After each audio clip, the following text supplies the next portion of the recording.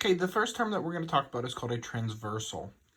A transversal is any line that passes through two other lines. So for example, I have this red line T. It's passing through lines M and N. If you happen to have a transversal that passes through two parallel lines, special things can occur.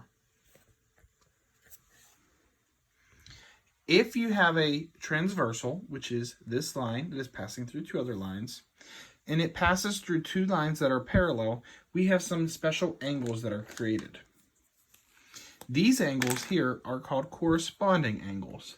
If you notice, this angle here and this angle here are located in the same point.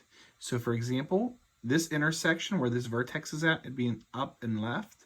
Down here where they intersect, this vertex is up and left. They're located in the same spot. They're corresponding angles. Do you notice any other corresponding angles in this diagram? There's also a set of corresponding angles here. And if I were to come down here and draw one set, where would they be located? You said here, you're correct. There are also two additional sets of corresponding angles. If I marked this one, can you find the other corresponding angle? If you said here, you are correct.